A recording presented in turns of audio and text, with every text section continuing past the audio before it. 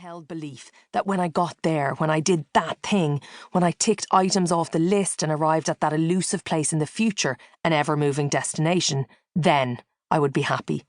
Then I would be whole. But when I did get there, when things I couldn't have imagined got crossed off those dream lists, I felt hollow and sad, and I was terrified that I was broken. That somewhere along the way, I had lost the capacity to have joy in my life. To feel joy on any level. Maybe that circuit in me was faulty, unfortunate and excruciating, but something that I might just have to live with. Then I thought, fuck that, this cannot be it. This half-mast existence, the volume turned down, the want always bubbling. This cannot be it. Can it?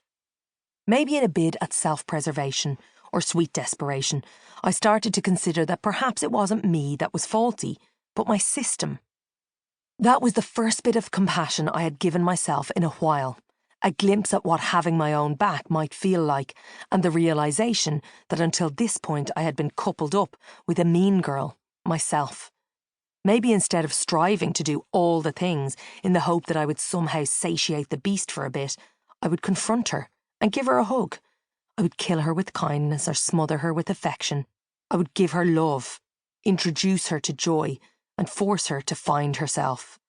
And so began a slightly different type of search. I do not have the answers. I am not an expert, but I do consider myself a human guinea pig, and over the years have built up a toolkit that I return to regularly.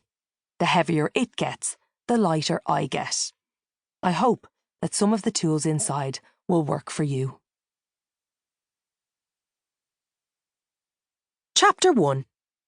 In your own company, how discovering yourself is the gateway to joy. When I became a mother, I finally sat still for the first time in decades, and my little world imploded. In a way, it was the forced stillness of those early days that got to me. Sitting for hours under a feeding baby, when she finally nodded off, I was afraid to move. For a long time, I was afraid to breathe. I had spent years creating a life that allowed me to run away, to distract myself and fill my ears and mind with noise. Even when I was chilling out, I was overstimulated. Reading a book while on my phone and watching telly at the same time, I was incapable of relaxing or switching off, but was completely in denial about that. I always pitied people who felt uncomfortable having lunch alone. It was one of my favourite things to do, except I was never actually alone. I was on Instagram and reading a magazine, chatting to a waiter or reading the back of a menu, over and over again. I was technically on my own, but not quite.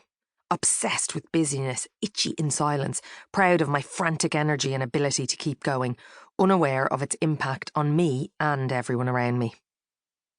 Motherhood might not have been your catalyst. That life change, rock bottom or wake-up call can come in many forms and at different times.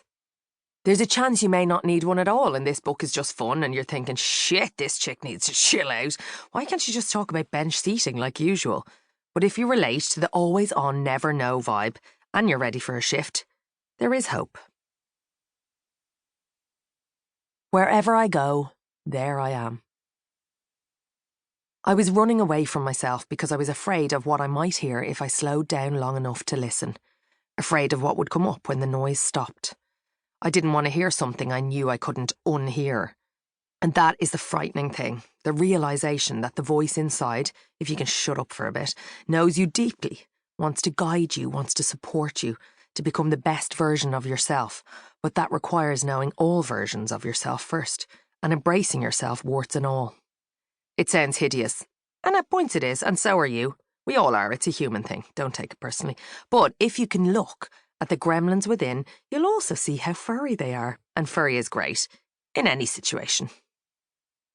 When you start to really explore yourself and get to know yourself, you may hear a voice that tells you to leave, or quit, or forget. You may hear your own heart telling you that you've gone off track. You may hear a voice so clear and crisp, so loud and so close that there is no doubting it anymore. A reminder or memory so certain that you can't not explore it. So you get busy, having another baby or getting the next job or doing a renovation or trying to find old Celine loafers online because all of these things will soothe and distract you. Convince